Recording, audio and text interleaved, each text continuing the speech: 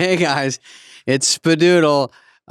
You can always go to davidspade.com to look at my tour dates because I bless a lot of cities in America with my hilarious stand-up act. Or you could not go to it and get on my enemy list. Up to you. Our next guest on we had a good time with Jake Szymanski. He's a writer, director, producer. He's worked with a lot of big names and done a lot of things. And recently he did this brilliant show called Jury Duty, a behind-the-scenes prank show that was brilliantly conceived. And we spent an hour with Jake, got to know him. He's great. Yeah, I think, now and then we get someone that's sort of something in the zeitgeist right now because we're branching out the show a little bit. And he does have ties into SNL. He did some shorts for them. He's has some good stories, actually, more than I thought he would about it. And Jury Duty with James Marsden is one of those things that you just heard people keep saying, hey, did you catch this thing? And it was funny and interesting and, very hard to do those kind of shows the right way. They did it very well. Yeah, Jake talks a lot about the high wire act of that because they have a person who thinks they're going to jury duty and everyone else is acting and there's behind the scene cameras and everything. And they thought the guy was going to wait a minute. Is this a joke? And bust the whole thing open. And they kept stretching it. And he breaks down all the travails and all the preparation and work. And it's kind of a magic show. Yeah, he did that movie. I think it's called Mike and Dave Need Wedding Dates with Aubrey Plaza, yes. Adam Devine. So, he's got a lot to talk about. We had a nice time with him. I think you will too. Really nice, smart guy. Here he is, yeah. Jake Szymanski. Got it pretty close.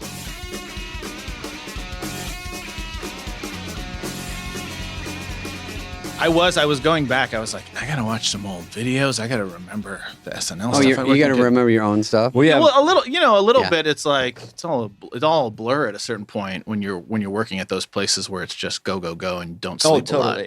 Yeah, Jake is our guest, and Jake with the last name even he can't pronounce. Do you know how to say it? I pretend the hard letters aren't there, so it's Szymanski. Oh, it is? Yeah. Have you ever gone for Close. Jake S? Just like, kind of short. Jake S. Jakeski. I can't pull that off. Anytime I meet someone like who's actually Polish, I say, how do you pronounce my name? And they tell me it's Szymanski. And so very different. That's harder, so just make it up. Yeah. Szymanski. We want it easy here. Look, I'm doing an accent. We've been talking for 45 seconds. I can Polish? sound like other people. No, it's just Eastern European. Could be Bulgarian, could be Romanian. It's Eastern, Hard to place on purpose. All right, this just in. I'm going to grab one. So this just in. Where do you think you're going? Water. May I? Are we rolling? Yeah. You guys do edits? How do you do it? No. Well, Johnny edits behind us, Greg. They like to. We mostly just let it all go because it's a chaotic, barely controlled, conversation. We like to interrupt our guests, like I just did there, and bring it all back to us. And if he gets on a roll, watch me. I will try to. Cut that shit down. It. That's what makes it so fun to listen to. Yeah.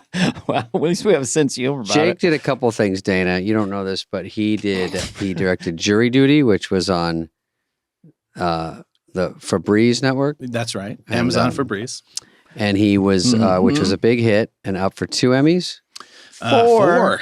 Oh, sure. Look at me trying to lowball you. I know. Why? I thought it was 2. Why guess low? No, the show is revolutionary. Should we get to it right now? Well, I'll say, and he has an SNL connection, but we will get to that. So okay, great. That's all. Could we just because I'm curious, because there's not a lot of stuff on your background. I know. That's why I was like, I wonder how this is going to go. Well, it's like if we were at a restaurant together hanging out with no mics, I'd be like, so where'd you grow up? I grew up in Milwaukee, Wisconsin. No, where you really grew up. Poland? Are you trying to go for Poland? No, Milwaukee? Yeah. Okay. Yeah. Big Polish family? Big family, not overly Polish, but yeah, I had to I think my mom is one of 8 and my dad too. So I had kind of 25 first cousins on one side, and another 15 on the other side. So it was a lot of family time growing up. Being from Milwaukee, were you watching SNL when Farley was a big deal on it? Yes, but no, actually I was late to SNL. And that was kind of, and I mean late by 6th grade instead of 4th grade or something. But I think I wasn't staying up late enough to have that access. But I remember I would hear people talking, I remember in school being like, there was this thing last night and someone trying to explain Toonces the cat to me. And I remember Toonces of all things. I remember being like, maybe I should try to watch this. But Farley was a big deal because of the Wisconsin connection for sure. But I think not only on the show on SNL, but then obviously, Tommy Boy. And I think he's wearing a Marquette jacket in that opening scene. Yeah, he always tried to cram that shit in. And it was a big deal. We don't get a lot. We didn't get a lot. I know you got some love. Yeah, he would always try to get something going. So then you see something and everyone gets real excited about it. Just the fact that in Wayne's World, they mention Milwaukee. That shows Milwaukee. I mean, we lived off of that. We did the Laverne and Shirley parody, I think. Oh, yeah. Let me ask you a question. So, like, if you go back in your old neighborhood and everybody, it's like, okay, you were the funny guy, or like, are people surprised? Do people know how much you've done from your neighborhood? Like, not many people get to write and direct movies and do cool things like you've done. I was always into comedy. I was always a comedy nerd and doing a lot of that. So I think in that sense, no. I think it's a little bit, I don't know if you guys have it too, but it is that thing of like the people you grow up with, especially if you're not from like in LA, New York. But I think it's hard to fully explain what you do all the time. Every now and then there'll be a product that comes out and you see it once every 2 years, but it's like, there's a lot of work that happens in between that. So it's no, not huge surprises, but I don't think if you're not in the biz, it's hard to fully. Did you have a performance side, or was it always writer director? Or were you doing skits for the family and stuff like that? Oh yeah. Oh, okay. Yeah, I did. Now we're getting to it. I think early a ham bone in there. Yeah. You're always. I would watch a lot of comedy and stand up and try to do that. I think early on, like it was just stealing other repeating bits. You know what I mean? Yeah. At like the school talent show or in front of the class or whatever it is. I did that. You did that, right? Of course. Yeah. And that's how you get going. I thought I was good because I could recite Billy Crystal, and I made people laugh just saying his jokes. And you didn't realize there was a difference. No, I didn't. Being Billy Crystal. I would get laughs. And you went as Billy Crystal for a while in Lower Phoenix. It's funny, I didn't mention that. Someone asked me the other night, early albums and stuff, but I listened to George Carlin and all that stuff, Steve Martin, but I would say it, and then when I got a laugh, I was so proud of myself. So embarrassing. Did you ever have any kind of like... All right, go ahead. But do you think it does like teach you a little bit about just like timing and rhythm and stuff, I think. And recognizing what is good, but also you're saying about like, you're not a class clown, but you liked funny things. I think we all grew up, especially as boys, I'm sure women do, but you just like funny things. But that by no means it translates to you being funny or being a career in it, Yes. And I think actually I discovered it's hard. Performing's hard. What you get and stand up is the hardest. Painful. I mean, I remember thinking like, oh, I want to do that. I mean, my mom would, when I was 15, 16, my mom would take me into the bar because she had to be there so I could like try an open mic night or something or something like that. Wow, so she was great. What a supportive mom. But also it's like, it's tough. I think I found then when like, a video camera came out, we had a video camera at home. I liked being able to shoot and kind of have the control, to work on it myself, work out the kinks and then show it. You know what I mean? I think I started gravitating towards that more. Like Spielberg. Did you ever have like directorially, it seems like you kind of wonder where things come from, but as a director, you can sort of like, I know Tarantino yells out, we're doing Spielberg on this scene, we're doing this scene, you know what I mean? Because there is a template there. Same thing with his Billy Crystal story, which not sure I believe, but not sure I believe. So that you decided to get behind the camera and make stuff then and show it to people? Yeah, I just watched so many movies and so much TV. And then at a certain point you're like, that seems fun. I wonder how do you do that? You know what I mean? So I always had an interest in it. And it's not like there's a big film scene in Milwaukee.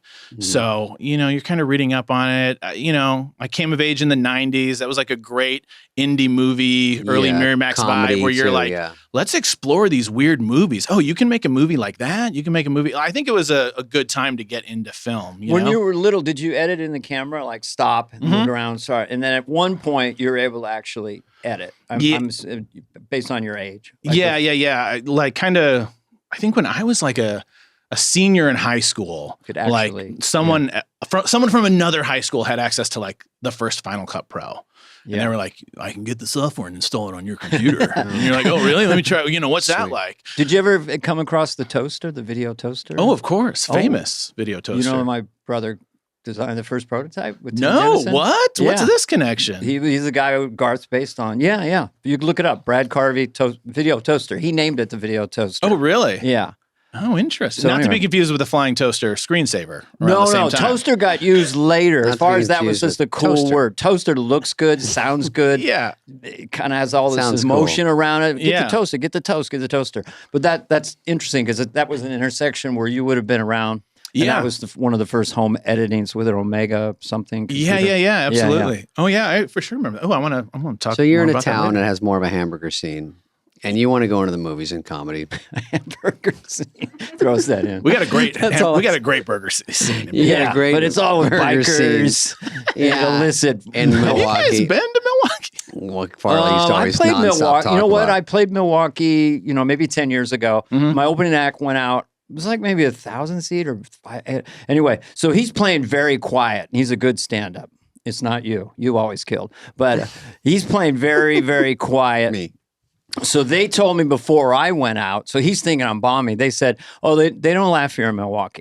They're loving it, but Oh. they just don't laugh very We're too hard." polite. We I don't wanna know if ruin that's the true or flow. not, but when I went out there, they didn't laugh much, but they really, Really? seemed to enjoy it. Is that true? And then a standing ovation at the end. A 7-minute standing I ovation. did. I just did a gig there, like a 15,000 seater, and we were That's all. He's No, I That's just it. did a gig He's there. blowing up, No, man. I'm kidding. But we stayed at a hotel. It's supposed to be haunted, Dana. Did I tell you this, and I got Oh, scared. the Fister. Yeah, Oh, yeah. and they're not allowed to tell you. wait a minute. It's common knowledge. It's Common Yeah. knowledge haunted hotel. Oh, Because I knew it because they said Manny Machado or one of these guys in the Dodgers. They were on a road game. When I got back, they were on a road game, and he stayed in his own hotel or an Airbnb because he thinks the hotel's haunted. And I was like, if they show that and they showed a picture of it, I go, that's it. They know it's haunted. Everyone knows. oh yeah. And Bobby told me, the guy that was on the road with me, the comedian, he goes, I think this place is haunted. I go, no, don't say that. We're here 3 days, dude. I'm playing Appleton. I'm doing all these. And I said, I can't. I get scared at that. And then when we asked the staff, I told you this, they go, and the waitress, I go, this place isn't haunted, is it? She first of all freezes. Then she goes, we have spirits at the bar. I go, shut the fuck up. I go, is it haunted? Answer me. But they're Jeez, not you're allowed firm. to, so they all have a company line. They've had a meeting about it. That's how haunted it is. Mhm. What do we say? What do we say? When people say, But you didn't feel any weird vibes. I did hear kids talking upstairs and thumping, and I don't know if there was anyone up there. And I told Bobby this the second night. He goes, oh, it's for sure. Like children, that's usually in haunted things. I go, no, children is the scariest in haunted movie. I can't take it. So, and I got sick on that trip. Do you believe in the? You believe ghosts? this place is haunted? Yeah, I think so. Would you like to do a horror film, Jake? Yeah, would you? Yeah. Would you do a I comedy moved, one? we did like so many people. We did a pandemic move into kind of like a big old fixer house, and it's got some stuff Oh, going on. scary. We moved into a haunted house, I think. Yeah. I didn't really believe it until my Irish relatives just said, "Oh yeah, there's a little girl that lived in our house, and we'd all say hello to her, and everyone recognized her. And just it was no big deal. No big deal. Didn't feel threatened by it. I've had a lot of different experiences her with. when Well, you were a kid? I've had sort of waking dream states and hallucinations. But enough about me. We Back to- found out we just moved. Sorry, I was a little tangent, but we just moved and 2.5 years ago, and it was my wife was pregnant at the time, and we moved into a house, and we were picking baby names, and we picked the name for my youngest daughter, and then the neighbors were like, "That was the name of the woman who lived here and died," and we picked the name of the woman who lived there for 60 years and died in the house. That just popped in your head. And I was like, are we being Rosemary babied right now? Like, is someone, they're giving us brownies because we moved into the neighborhood? Is it Weird. laced? Like, so for a while, we were like, is this the beginning of a horror movie? Wow. Well, my son's That's a name good is beginning. Damien, and isn't that fun? My son's name is Lucifer. So it's not exactly. It's not spelled like Lucifer. So could I just ask you a second, because I like talking about movies. Like, what are the ones, just a few of them that pop into your head? I'd never say favorite movie, but pop into your head that, kind of like, wow, that's Got you going, got you into it. inspiring. I'll throw out The Godfather. Just start Sure. there. Yeah. I think, there's different phases, right, for everyone. I mean, certainly like, I always go back to Boogie Nights as like one of the best of all time. But that's also one of those movies. PTA. I'm in high school. I'm trying to learn more about film. Friend That of the movie comes show. out and you go like, boom, that's it. And then, but also back to when I was a kid, it was like, I must have been 5 years old. I remember seeing Spaceballs in theaters and trying to repeat the lines from that. So I love, you know what I mean? Like that's locked in there early. Comedy that fucking kills you as a kid. And you wonder when you get older, when your comedy taste change, you go, would that still make me laugh? But a lot of those still make me laugh. When I go back. think about Airplane. I mean, someone was asking me about it, and just would the time be right? I mean, there's the political correct aspect. Yeah. But just something that's just making jokes every second would seem kind of refreshing. It was some of those, and also Leslie off-color. Nielsen, some of those Naked Gun movies, just like funny. I mean, Airplane was always, again, the Zucker brothers are from Milwaukee. And so that was like a local point of pride. So that was always like, let's go, let's watch Airplane. Airplane's on TV. A lot of people would talk about that. Airplane was a monster. That's like so good. A top tenor of all time, I feel. do you like Gladiators movies? I mean, just such a weird style and weird everything. And Well, you're just watching, it going, was you new gotta when it watch came again. out. Speaking of jury duty, took a genre and then reinvented it. So Yeah. Yes. I was curious about. Did you ever see Spinal Tap? Yeah. Because I mean, it seems like you've enjoyed doing a lot of that sort of. Sorry, Should I get that? no, this is funny. This is Jake's wife. Make sure he eats in 20 minutes. Oh, And why? with my medicine. You have with my low blood medicine. sugar? I'm going to silence that. Oh, Heather, But, get his applesauce.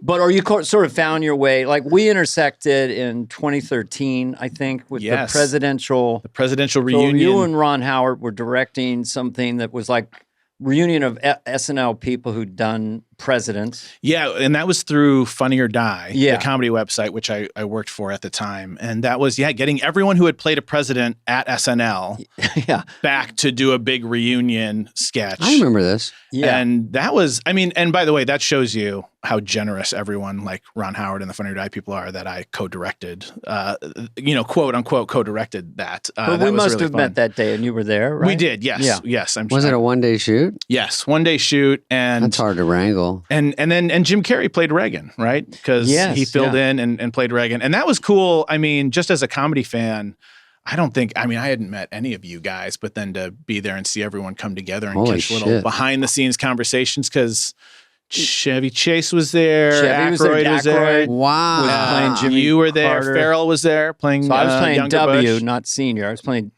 No, you were I was playing playing senior. and he was W. Yeah. And I looked at it last night, and I walked in.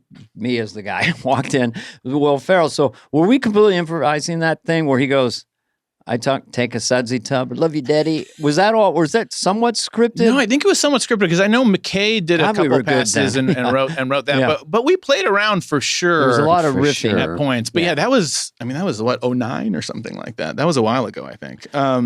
But that was amazing to see everyone. I remember being caught in a room and seeing and hearing Chevy and Dan Aykroyd catch up like they hadn't seen each other in a couple of Wow. years.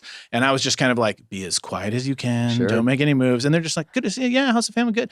Making plans to do Thanksgiving together that year. You know what I mean? Like, oh, you should come over for Thanksgiving. It's been too long and all that. And I was like, man, this is cool. Like, see all these guys back together. And Holy what a shit. good excuse to see people who haven't seen each other in a couple of years. That was a great experience. Aykroyd, by the way, full circle, was just wanted to talk about poltergeist and stuff like that.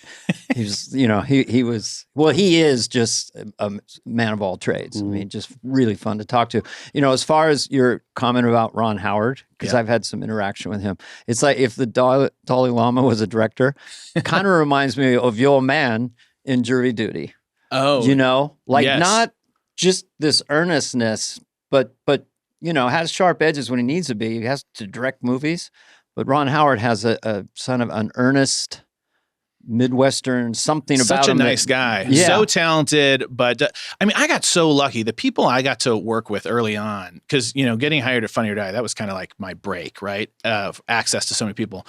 Adam McKay, Will Ferrell, Chris Henchy started that website. Then getting to work with like Ron wants to make something, go help him out and spend time with Ron Howard.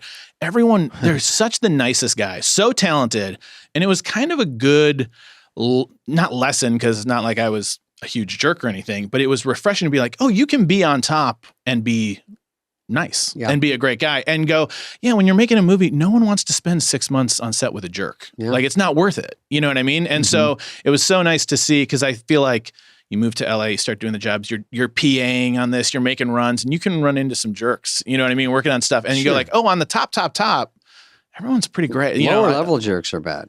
Yeah. You know, if you meet someone like Tom Cruise and you say, oh, you know, he was so nice, and he doesn't have to be. That's always the weirdest thing for people I know. to say. I got credit He doesn't for have that to be a few nice, times you know? when I got a little more notoriety. He just came in, he bought a soda, and he left. I'm like, what? I couldn't believe it, man. You know, it's like, I'm not doing anything. Right. But low maintenance. You know, I do think it's a Darwinian proposition in a sense that if you got to be pretty talented if you're a jerk. You know, I think so. Stay there. People really better be brilliant. But it was great to see, you know, Ron's so nice, and just to be like, yeah, you know, you don't need to be a yeller on set to get what you need to get done. It was good early on. I had a lot of good people to look up to. Did he tell you that? No, but just seeing how he that's works good, and doing yeah. the meetings with him, you know what I mean? And that was the best part about, you know, when they started Funny or Die. That I always refer to that as my second film school, because I'm out there trying to make my own little guerrilla videos and upload them online and hope anyone will see them. And then all of a sudden I'm doing the same thing, but, you know, McKay was like, here, I got a script, try to do this, or, hey, you know, this person called, they want to do a sketch. Oh, they're in town to do Kimmel, but then they want to come by and do a sketch. And all of a sudden it was like a ton of access. So you're writing for celebrities and you're trying to help make them funny, and it's good training, you know, run and gun pretty much. I mean, it would happen fairly quickly compared to regular filmmaking, obviously. Very run and gun. I mean, the first year of Funny or Die, I don't even think we had lights or proper microphones. It was super guerrilla, just like kids were making online. They were like, yeah, let's do that, but we'll make it called Funny or Die. That's how it worked. Like when I go in there to do something, or they'd say, we have an idea for you, and I'd go in, or I'd say, hey, I want to do something about Coachella, and they go, what do you need? And I go, I'll write it, but can you get this person to do it, or maybe we could just film it or get a quick set thrown together. Yeah. And then we did it, and they let me help edit, or they'd edit it and go, what do you think?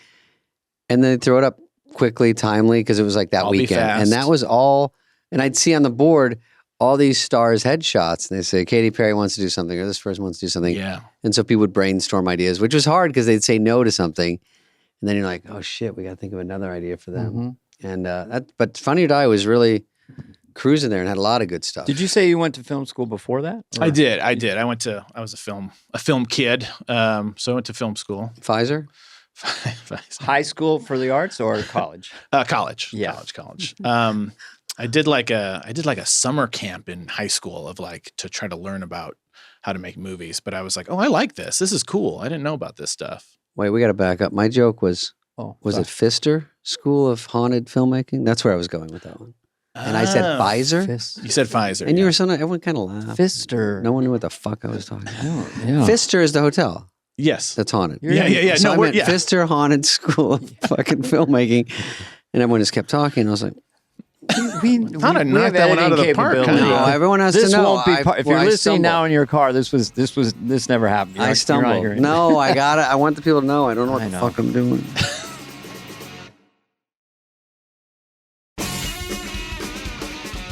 But I'm sorry. So you went to film school. Go ahead. Film school. When was it? I mean, I so make it sound you boring. found your way to SNL, which is part of our theme. But How we the go fuck did you everywhere. get to SNL? Well, Funny or Die is not a really big jump.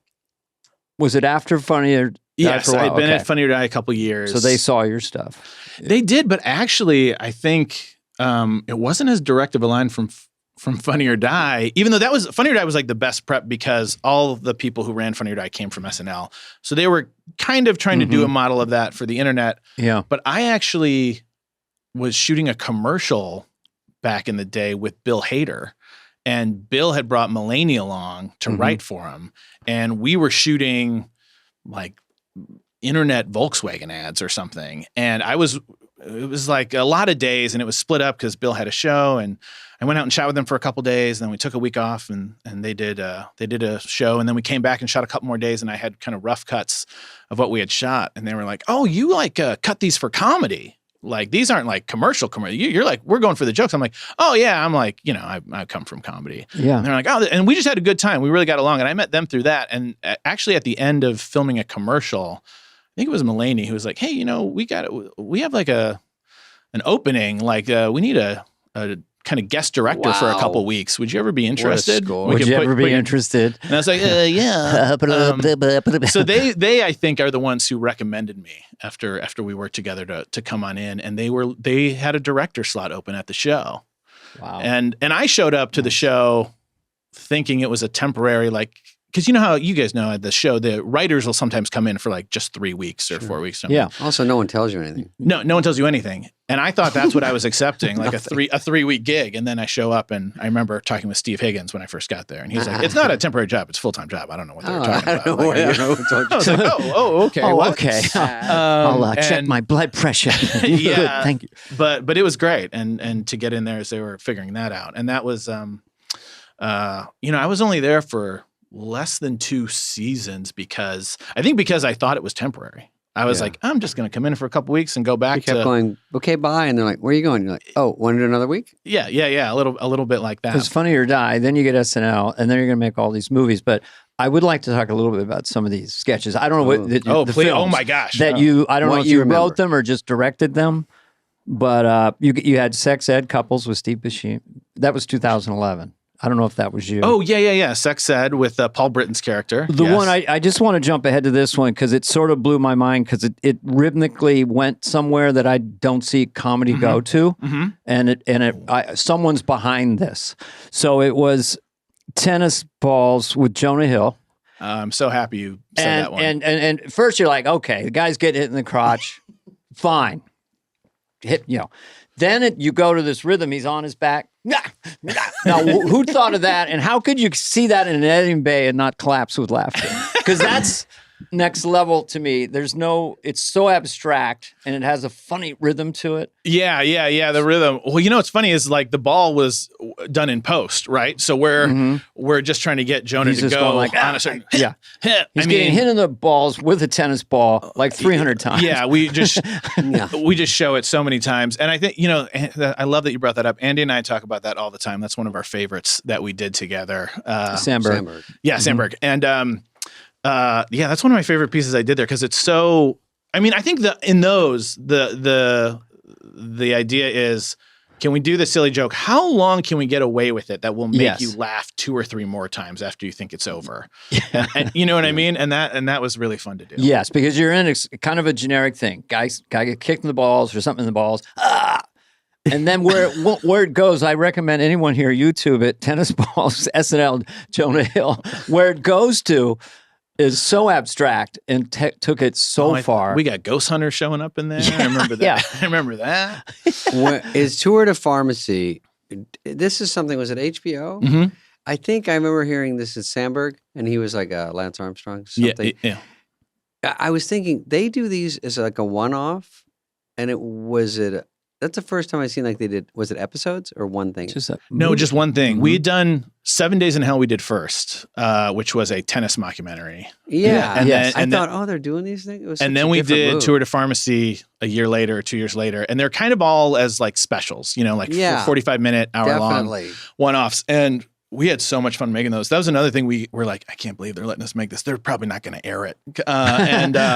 Just as I refer to 7 Days in Hell and Tour de Pharmacy as a series of hard right turns. You know what I mean? Let's just see how long we can keep misdirecting and going for before it. And it Andy fades. is really, really good at He's doing the that best. type of comedy. He's the best. And he's so smart too. And the most fun of those is, I mean, we shoot those quickly. I mean, when we shoot those, we're only filming for like 4 days for the for all the like archival footage, the stuff that's supposed to take place in the past. And then we'll do all the talking heads as we're in the edit, which is nice because you get to change what you need said a little bit as you're editing it. Mhm. But and Andy's in the edit for all of that. He's really smart and Well, he knows what he's The doing. nice thing about SNL people or cast members, most of them really would want to be in the editing bay. They understand that that's, where it could be ruined. I've been in movies like that because when it's not done properly, it doesn't go from funny, as I always say, to less funny. It goes from funny to not funny.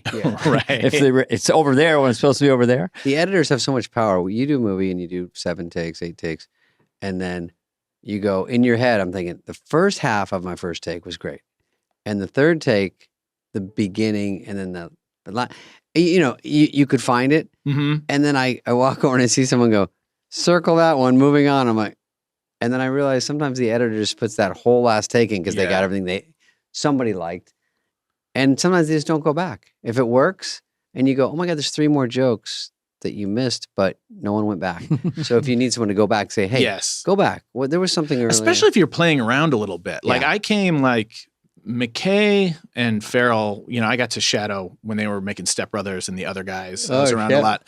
But seeing how they use improv, they have a script that they'll shoot, and then they'll shoot 3 scripts worth of content just playing around. And then that's a way to do it. But to do it in a way where you can actually use it all is different, actually. And a smart thing to learn. And then, but you need time in the edit. Like, so if I'm, and I kind of, so again, I'm, I looked up to those guys. They're teaching me how to do it. I play around a lot. And with those projects, those mockumentaries, we're doing a ton of improv. And if you don't have time in the edit to just keep going through it and find different ways to maybe put it together, it doesn't work. So much fun to watch. And, comedians love that. At least my comedian friends love the idea that it's being discovered while it's being filmed. You can tell when Will sits in a chair and you go for 15 minutes on Will and he goes on these flight of fancies. Something's going to work. And there's structure to it, but then he's also able to, and it really pops. Well, that's the thing about Will and a lot of, comedians is, Will secretly is also one of the best writers out there. So smart. You know what I mean? He can do it all. And so he's always working with Will is my favorite because you get to give him a suggestion and then he makes it so good when he tries it and makes it better. And he's like, oh, thank you for making me look smart on that one. That is why he's Will Ferrell. That is why he's the best. But I think, working in comedy and with comedians, if you're making something where it's like, no, the job is just to be funny. We got to get laughs, right? A lot of it is letting you guys do what you do, like find your rhythm and not be too overbearing. Too, you know what I mean? Why couldn't you have directed some of the movies I was in? Because there's 1,200 takes and 5 camera angles, and it's just strangled to death in traditional filmmaking. But the way you shot it loose, or you adapted your camera to the talent, basically, right? Whatever was required. I think so. I like to get a vibe going with people and kind of know. Some people don't like to do a long take or try a lot of stuff, and great. Then you talk more beforehand and get it out there, but. I'm a big believer in, like, if you're making a comedy, there should be a good vibe on set. You know what I mean? Yeah. That's part of the no jerk policy is like, you're joking around, you're taking the work seriously, but you got to kind of play to people's strengths and where they're comfortable and start there and then start pushing out into Sometimes you watch playback, you have a laugh, then you go back. And then you're like, let's try one where we just do a different ending or, whatever. And then someone's keeping track of it and you walk away going, all right, it's there. That's fun when you walk away and you go, that good scene. Yeah. Yeah, absolutely. We got it the way we pictured it. And like I said, as long as you're shooting it in a way where you can use it all, you're not just trying stuff for the sake of trying it. It's all like, it's around the. Sometimes you got to go back and oh hey, let's actually walk in with the TV off because we did so much playing around. It might not be about that anymore. Let's do this, and then you go, okay, now we're covered. We can cut any version of that scene or whatever it is. Yeah, it is hard when you're doing it just to do it, and you're like, well, now we're just wasting time because we can't get it all in. Yeah, it's a fine balance. Yeah, you did Brooklyn 99 with Andy, right? Yeah, I did an episode of that. I call it 99. the 99. It's called Brooklyn. I call 99. it Brooke. I call it BK. I knew a guy. How people drop the names of things. I can't remember this joke, but anyway, I'm going to get to it. So you're on SNL and you're doing these short films, and then you get to do these HBO type films, long short films, mockumentaries. Yeah. What's the first big one? The big studio, was it Mike and Dave? Yeah, Mike and Dave Need Wedding Dates was the first movie. And you get good old Aubrey Plaza, was that she in there? Oh yeah, Aubrey. Fucking so good. Anna. So it made $77 million because I looked it up. Oh good, you know the number. On a low budget. So how did Hollywood, did it emancipate you a little bit, or you already were going great guns, or did people react to you different? Like, oh, he's not only talented, he just made something that made a shit ton of money. Yeah, it's interesting. I'm so bad at keeping up on the business end of things and like the perception of that. And by the way, it's like, it's an important skill, you know what I mean, to get stuff done.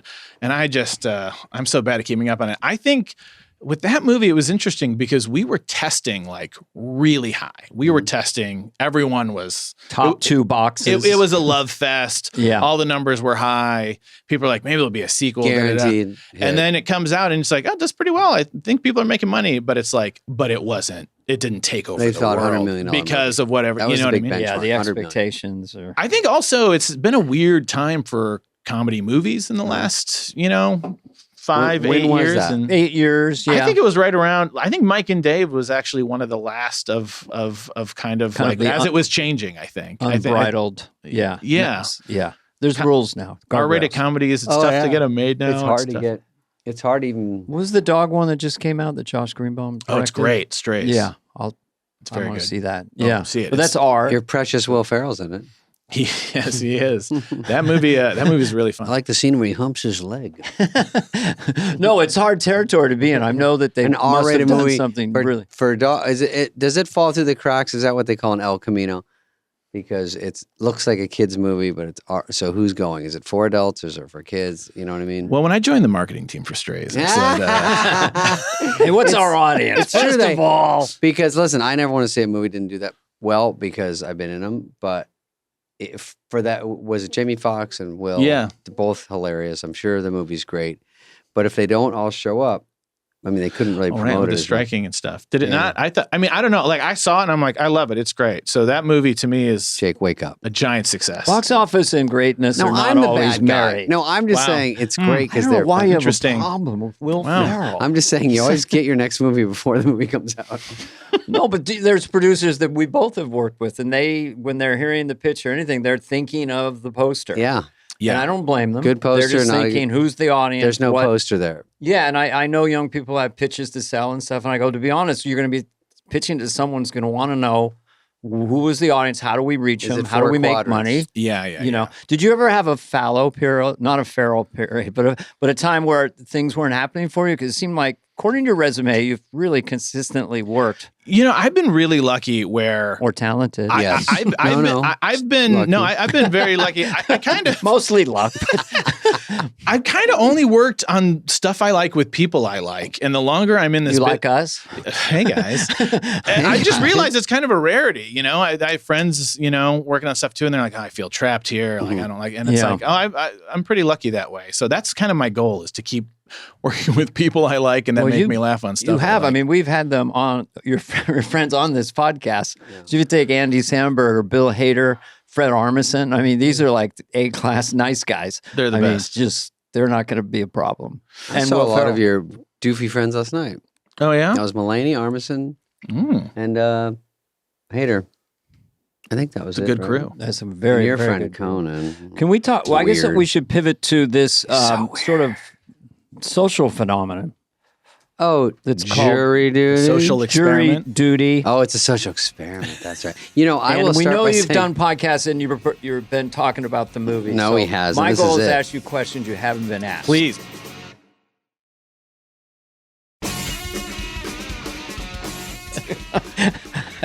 I love James Marsden though. The guy's always good and everything. Dead So to me, great. he was so awesome. And so funny, really funny, and sharp improv skills. Kind of blew. I mean, I knew he was funny. I knew he could hang, Yeah. and I knew he could do it. But just kind of took it to the next level on jury duty. Just for the 5 people that Yeah, don't let's know tell what people, we're set talking it up. about. Yeah, set up On what it is. Amazon Freezy, Mm-hmm. just put it in. There's a 8-half-hour live streaming show called Yep. Jury Duty. James Marsden is the one sort of household name, Yep. although he parodies his own, playing himself. He's playing a egotistical version of Yes. himself. Mhm. And they recruit a young man to come in who doesn't know he thinks he's part of a documentary, but doesn't know that everyone is acting except him. Right. We have one non-actor in the show. One non-actor, Out of everyone. Because you say that before every episode. There's a We were so worried. People were like, "Do you understand what we're doing here?" Because it is kind of a mix of like that was we're- smart. We're cutting it to kind of feel like a sitcom in a mockumentary style, like The Office or Parks and Rec that you're used Yeah. to. But everyone plays it very real Right. and tries to seem like real people. But then we were like, are people going to know that one of these people doesn't know what's going on, hasn't seen the scripts, and is a real person? So there was lots of conversations about that opening About text. Yes. how, because immediately they have to sort of get it, or if they don't buy in, they just don't buy in, and then you're fucked. Yeah, although Yeah. weirdly, I've had multiple people go, I didn't know until the last episode that guy wasn't an Shut the actor. fudge up. And you're going, what are you doing during the opening credits, man? You know, it's every I episode mean, there's we're a telling lead you. in. It is. By the way, I just did a game show. I'm explaining the rules after every commercial. I'm like, does anyone not get it yet? And they're like, wait, so you get 5,000? I'm like, yes, I've told you 1,000 times. But that's what happens. They go, you got to hammer it in. But obviously, we're in comedy world, so you get it. Wayne and Garth say swing. Is that a sexual thing or Do something? they mean to say swing? And they're saying it wrong? Jesus, Mom. Yeah, But, Jesus, Ma. Jesus, Ma. But one thing I found interesting, just that, like, the cast you got, all the actors, and we know Love Kirk them. Fox, Kirk Fox. stand-up, and I many thought other. might be recognized. It He's on became a real TikTok, concern. He's at the Improv. No, I a lot. saw that. He has a kind of his cadence and his voice is very Parks and Rec.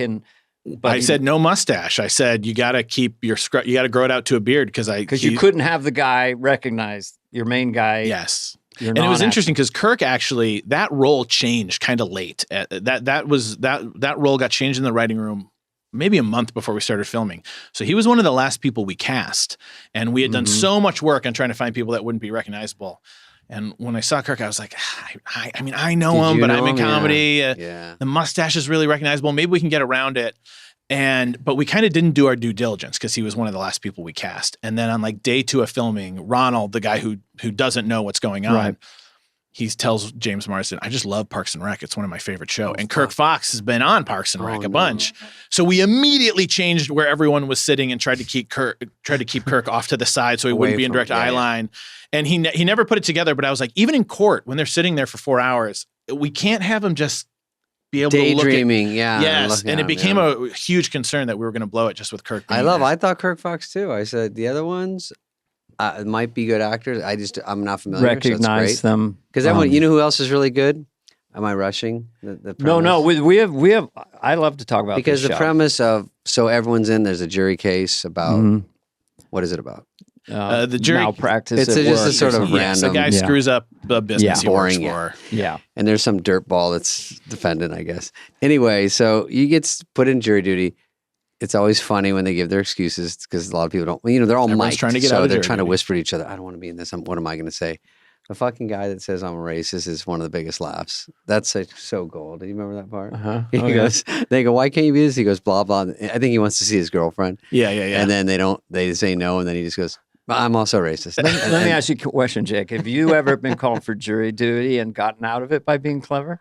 Because I did. No. What'd you do? It was something about a cop doing something mean to somebody, and they were just interviewing me. I got up to the box and got interviewed. And I said, well, we've all had experiences with police being a little aggressive. And they're going, get out of here. Oh, that's all you had to say? Oh, yeah. I was pretty much that fast. But I say I can tell someone's guilty when I look at them. Yeah. And they go, oh, okay, good. I go, that might help here. We had to work with a lot of lawyers prepping for jury duty, and I heard that actually so many people want to get out of jury duty. Everyone's trying to get out. Right. That one of the best ways to get out is actually to be really into jury duty. Like, oh, I can't wait to get in there. Dude, yeah, I know who's guilty right away. No. I'm the guy who's going to tell you what's up. I'm ready to be on this. The Put me on. know-it-all. I know. And they're it all. like, get rid of this guy. Oh, yeah, that's great. They don't want any angle at all. Just blase. Yeah. Just so that our listeners understand this. So Jake is directing, and you have your producers, and you're in a control room somewhere, and you're watching this on a bunch of cameras, and you have Ronald, the non-actor. Right. And the whole premise is ruined if he ever just goes, fuck you all, I'm on This camera. is too weird. What is this? Yeah. Figured. So you're Terrifying. terrified the entire 3 weeks, thinking all this work. It was so stressful. And it wasn't like things would be going well and you'd still be so stressed that tomorrow's going to fall apart. In fact, the closer you got to the end, the more stressed you were because you were like, we only have 5 days left. Oh my God, if it falls apart now, we don't have a show. So like the better it went, the more stressful it was somehow. It's the only experience I've ever had. Do you remember like this that. part? Of course you do. When the Do you remember one time the bailiff calls the juror by her real Cassandra, name, not the actress. and name. I think she says it twice. And We don't who have of a all Cassandra. fucking people hears it but Ronald? Yep. And he goes, she just called her she just said We don't have a Cassandra. Cassandra There's no here. Cassandra. The guy's we like, were like, it's over. yeah, and It's he's like, the over, other guy right? was cool. He goes, there's no Cassandra. What are they talking about? You know? But the way you stacked it, like it was like boiling a frog. That's an analogy. Yeah, it's like boiling a That's the way frog. I It put it got as well. more and more absurd when the guy was on testifying about masturbating in a theater to the science fiction. Yeah. And then the other actors are going to Ronald, the non-actor, going, that's not even sexy. That movie, I would never. What is he? So a lot of this, it's just the theater of absurd kept ratcheting up But it was true. It was little by little. And actually, the biggest worry I had doing it was because at the end of the day, I was into the experiment of it, right? Like, can we pull this off, and can we do it in a positive way for this guy? But also, then there's a part of me that's like, but it's also got to be funny. And it was actually those first days where you're not trying to push it too much because you don't want to scare him off. Yeah. But you're still trying to go like, but where's our laughs? Where's our jokes? So I think those first 2 episodes, those first couple of days were the toughest. Were the most like, well, we made it through, but did we get enough laughs? And thankfully it was, I think, as long as the audience is on board, and that's why we were so concerned about like, do you know what's going on right away? He's a real person. Everyone else is an actor. Let's explain that. Because as soon as you're on board with that, even the little moments, people are invested and they can be laughs. And so that was like a pleasant surprise. And the audience is nervous also. You know what? The first thing that, Dana, this is one of the, not the first, but this is one of the ones that really benefited from TikTok and clips and stuff. TikTok blew it up. Because TikTok, the first one I saw was the actress who, you know her name, and I can't remember it. You'll tell me in a second. She was the brand ambassador. Oh, Lisa Gilroy. And she was fucking hysterical. And everyone was like, is this a real person? And they show her whole speech on TikTok. It's very funny. And that got me to go, what is that? And how long was it on TikTok? What was the length? I don't know. Well, what happened was probably the weekend we came out, people started recording their laptop screens and uploading it to TikTok. Oh, that's smart. We didn't put it on TikTok. Oh, okay. So it was very organic. And then so people were like, I can't believe the show, and uploading it.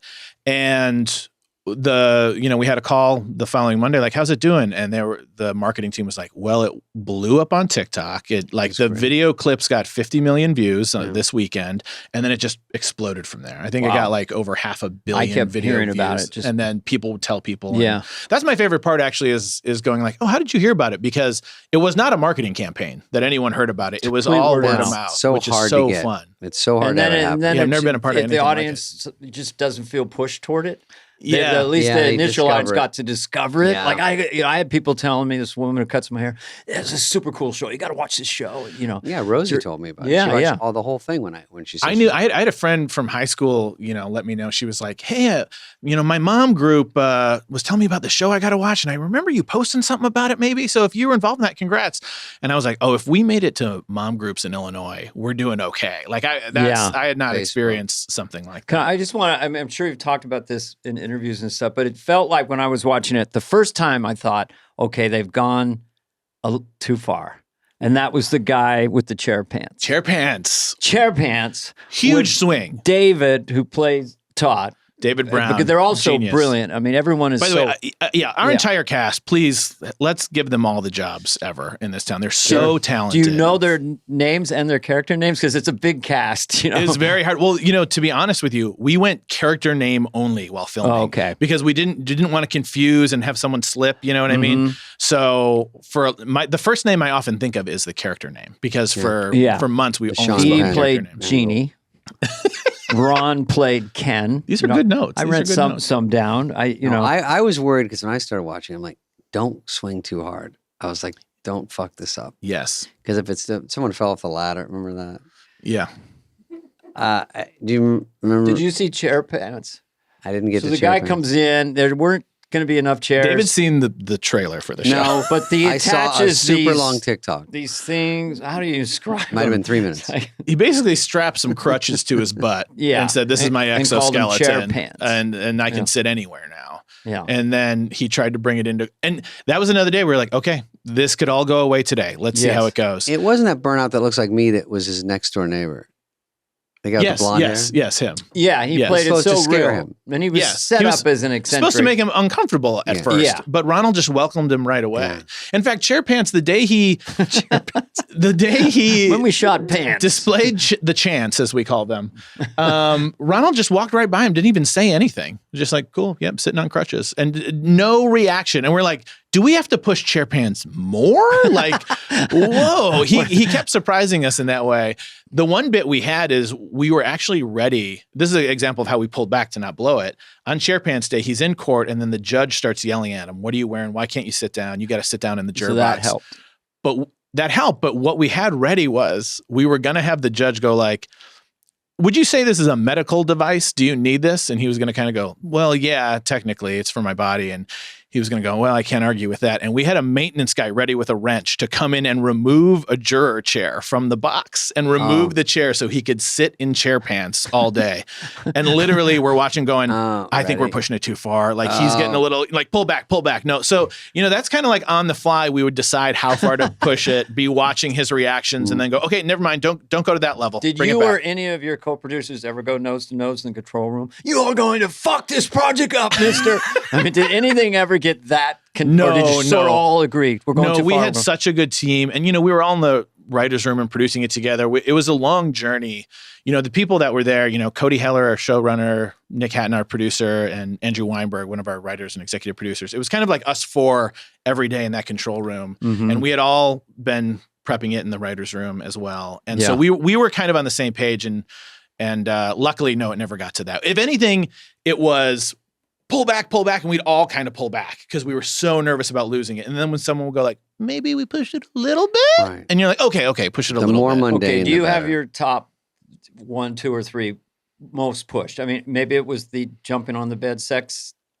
I think, you're kind of covering it. Chair pants, I think, was a huge push. CP. And then what do you call soaking? that? Soaking. Trying to get the Mormon sex rumor of soaking. James Marsden would jump up and down the bed at a certain cadence. Yeah, will you please that he come? wouldn't be responsible for his own orgasm, kind of? Yeah, I think there was something going around Twitter at the time saying too much. saying or not enough. If the car's in the garage, I'm not technically having sex if someone else is putting the motion in there. You know what I mean? And so we played that in front of Ronald, our guy. And again, he's just the sweetest guy. He doesn't want to call someone out and be a jerk, What we realized actually is we were so worried about pushing it.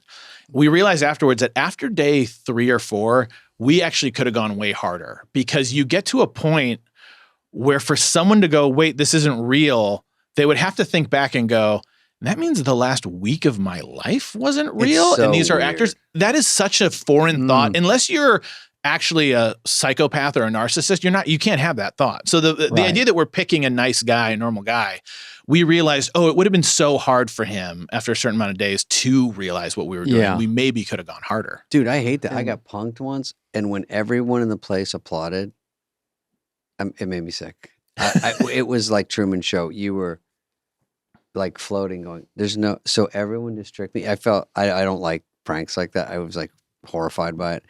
And that made me feel like when you see on Instagram and they're usually like mean pranks. You throw a baseball in a guy's face at a store and then you go, hey, who threw that? And it's like, well, that's just to make this guy look like an asshole and you look cool. Yes. So those drive me nuts. But this one was so elaborate and so far. I wonder if he ever just thinks, that's so weird. He must I wrote this down. Episode 5. There's see. a couple of times where Ronald is just standing there going, crazy stuff just keeps happening. Man. Crazy stuff. And you keeps guys happening. are all tight in the booth going, no, don't figure it out. Shh, let's go to complete silence. No, he couldn't possibly hear you where you were, obviously. No, but I mean, we'd be nervous. We were in a courtroom. Where's the booth? Yeah. So we found an old courthouse that was decommissioned, right, to shoot in, and for budget cuts. And so there was courtroom number 3 was where the actual case was happening. Mm-hmm. Courtroom number 1 was what we made into the jury holding area, and the booth was courtroom number 2. So we were right in between the actual courtroom and where they all waited, and so we were very quiet a lot of times, trying not to laugh. And too actors hard. would say, I'm going to use the bathroom, and then they go into Video Village, basically. So they got their phones when they're in their own rooms, and Ronald doesn't have it. Yes. So funny. They're texting each other. And I have earbuds in with some of the actors so they can hear me live, and we're giving them notes. You talk to them.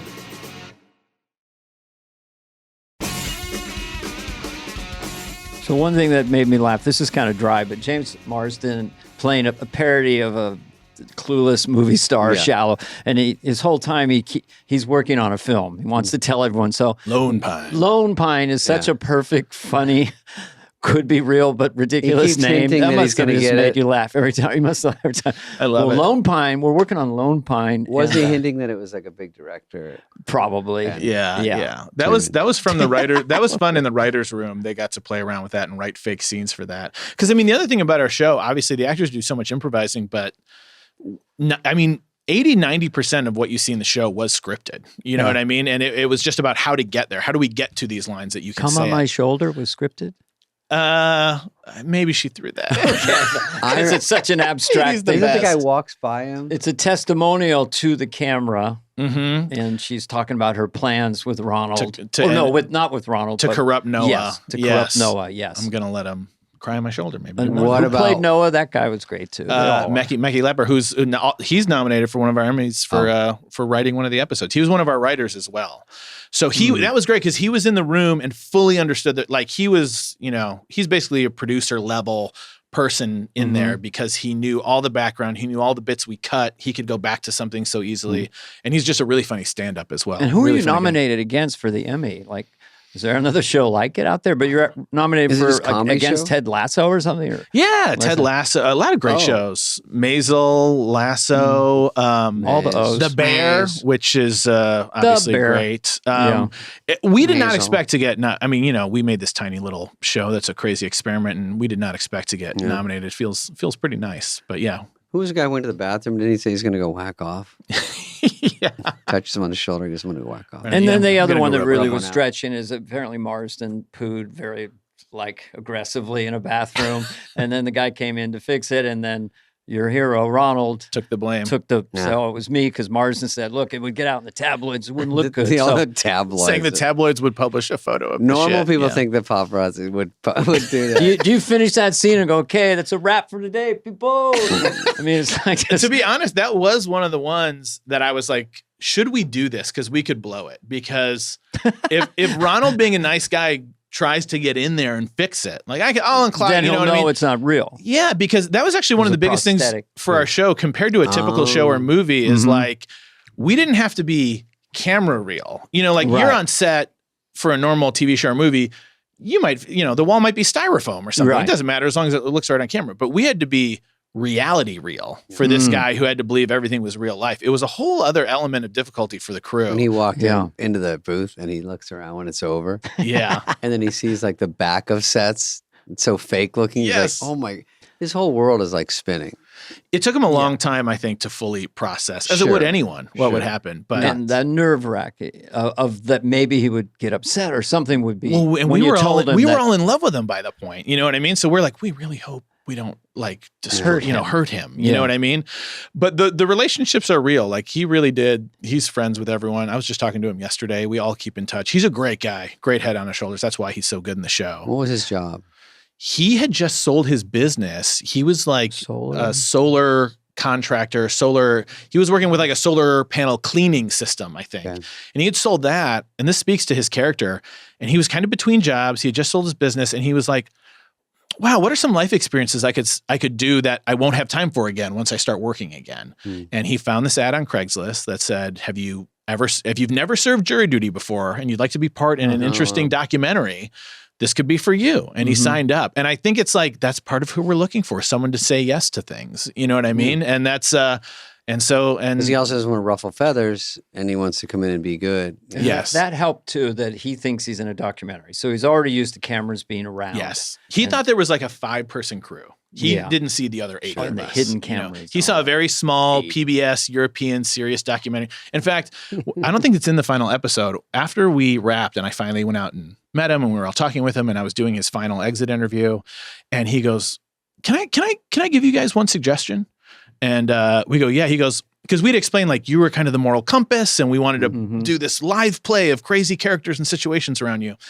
And he goes, oh, that's really nice of you guys. And can I give you one suggestion? If you were going to cut this together, I just want to say there's a lot of funny things that happen. Maybe you could make it a comedy. And we were like, sorry. That's most of the boring stuff won't be in there. You know what I mean? We were gearing towards that. Right. But he's just like, that's who he is. Just a sweetheart going, I was laughing a lot during some stuff when I would get home at night. You should look at that stuff. You know what I mean? Yeah. It was great. It's interesting because earnestness, going full circle to that word that I think is part of his charm. It's not to do with being a pushover. It's not to do with being not very bright. It's just this spectrum of his personality that is so sincere and also always thinking of the best. Because you can't help but think, God, if I was in this situation, would I be I'd go that nuts. Every time something happened to someone, he basically spun it positive. He is because he's a very smart guy. Ronald is just a very decent guy, and he gives so people the lucky. benefit of the doubt, and that's what we were looking for. You're so But lucky he to was get even pissed or better than we something. could have What hoped. if he got mad at the end? That would just make it. Oh, we weird. were truly terrified of. In fact, you asked what the craziest things we were worried about was. Yeah. The reveal became the most terrifying Yeah. because The we had gotten judge through all the big set pieces, and then we were like, now we got to tell him. Like there was part of us like, maybe we should just go a couple more days. We don't want it. We were so nervous about Yeah. telling him. That actually became the most scared we were about doing it in the wrong way, telling him in a way that would upset him. The How judge do was we? being very ginger about it. Yes. He did a good job. We had a long speech. We cut it down in the show, but we really, let's lay this out for Yeah. you. Let's do it bit by bit. And we really had to. And then what got me, and I guess what gets people, meaning kind of teary, Yeah. is when the judge says, you've done this and this and this and this, and you are our hero. Yeah. And then here's 100,000. Yeah, that was- You know, I yeah. mean, that I was was just like, give kind of this guy nice. something. Yes. But I mean, little sugar helps the medicine emotion go of that down. moment, because I guess he was blushing and just so stunned. Well, we were so worried. Is he gonna be upset? Is he gonna be happy? Is he Yeah. gonna scream? And it's like, no, the reality of someone telling you, hey, every person you've interacted with for the last 3 weeks has been an actor. Stunning. You just have to think about that. Yeah. What does that Right. mean? That is not a normal thing Yeah, to react you're to. processing Because so in much. normal, like hidden camera shows, you maybe push someone for like 2 hours, Yeah. 3 hours, and go, hey, just kidding. There's your camera here. You immediately go, oh, okay, the last 2 he hours could were feel crazy. deceived. He could feel like Yeah. it would probably a lot of emotions, and then but the $100,000 helps. It helps, but a lot of the conversations behind the scenes between the producers was how do we do this in a okay way. And do you think one thing I found interesting, because everyone was so great, and Love them. it was scripted, but also they had to, when they were around Ronald, be listening and be in the moment in case they had to adjust. Yes. So it created this hyperacting. Like, I always tell people, like, if someone came in here, if FedEx guys come here, I don't want to see him anymore. We would all go, let's just tell him we're real busy. We're going to do another hour. Yeah. We'd all act perfectly, probably. Because Yeah. we wouldn't be trying. We'd be like, oh no, we're just going to be here so just put it, so that whatever that magic is, it didn't seem like real. It was next level kind of acting. They're all amazing. That was the toughest part of casting and shout out to Susie Ferris, our amazing casting director, but we had to find people that wouldn't break, strong enough to not break, good enough at improv, good enough at choosing their moments. Because we'd say, you got to get to this joke, you got to get to this line, but we don't know exactly when it'll happen. So you got to choose the right moment to jump in and be that good, but not have already been a serious regular on a show that he could recognize you from or something. Don't push it. Yeah, exactly. Don't push it. You get someone pushing, you got to write them in less because you get scared. And that was our callback process was really fun because basically to test people, we went to a real focus group center where people, get paid $100 to come in and give your opinion on something. We brought in actors that we were excited about, and we brought in real people. And every group was 5 actors and 5 real people, and the 5 actors didn't know who the other actors were if they didn't know each other. And I gave them a character and a goal and jokes to make, and then it was let's see how they do with real people, and do they know when to jump in? Do they know how to push it without breaking it? And we needed that for sure to be able to pick the right cast. And it shows you just, not to go back to the strike or anything, but, talent meets opportunity. And so any of those people could go anywhere they want to go. It's very hard to get a break as an actor in Hollywood and become known and then have leverage and make a really good living. It's so rare. Yes. And just to see that brilliant level of performance with all these people that I didn't know who they were. I'm so proud of all of them. I really am. They're amazing. And so good on you to foster that. They must love you. Good job on this. Thank you for talking to us. Dana, do you have anything else you want to tell this guy? No, I just wanted to shout out to Ronald Gladden that, it's documentable that you are a very good person. Yes. He's the best. That's nice to It's have been it on proven. film. If you have kids later and they think dad's a jerk, you go, look at this. I didn't even break, So it's a next level revolutionary project. I don't know how someone tries to do this again anytime soon. I don't either. It's so unique in the form of candid camera or the whole heritage of hidden cameras. You guys took it to a whole nother level. You can do it. It's tricky, but you could, it is trickier the second time. Yeah, I think we'll have to find a new a new setting. Yeah. Yeah.